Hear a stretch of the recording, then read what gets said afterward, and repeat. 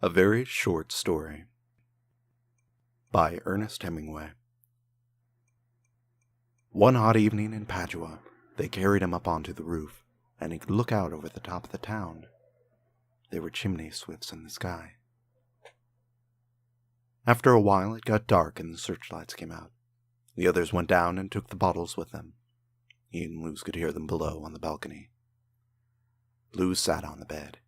She was cool and fresh in the hot night. Luz stayed on night duty for 3 months. They were glad to let her. When they operated on him, she prepared him for the operating table, and they had a joke about friend or enema.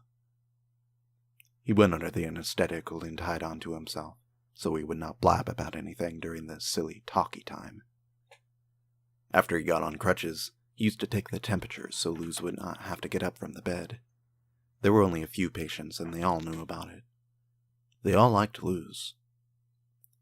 As he walked back along the halls, he thought of Luz in his bed. Before he went back to the front, they went into the Duomo and prayed. It was dim and quiet, and there were other people praying. They wanted to get married, but there was not enough time for the banns, and neither of them had birth certificates. They felt as though they were married, but they wanted everyone to know about it, and to make it so they could not lose it. Luz wrote him many letters that he never got until after the armistice. 15 came in a bunch to the front, and he sorted them by date and read them all straight through.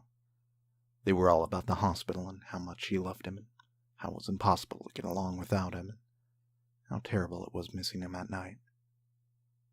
After the armistice, they agreed he should go home to get a job so they might be married. Luz would not come home until he had a good job and could come to New York to meet her. It was understood he would not drink, and he did not want to see his friends or anyone in the States, only to get a job and be married. On the train from Padua to Milan, they quarreled about her not being willing to come home at once.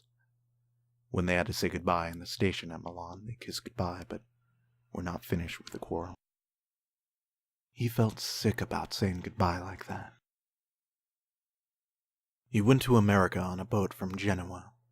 Luz went back to Pordenone to open a hospital.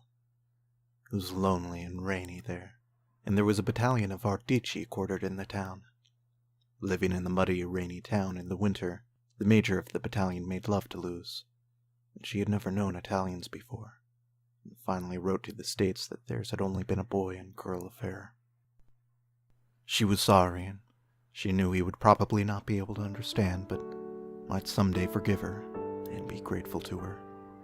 And she expected, absolutely unexpectedly, to be married in the spring. She loved him as always, but she realized now it was only a boy and girl love. She hoped he would have a great career and believed in him absolutely. She knew it was for the best. The major did not marry her in the spring, or any other time. Luz never got an answer to the letter to Chicago about it. A short time after, he contracted gonorrhea from a salesgirl in a Loop department store while riding in a taxicab through Lincoln Park.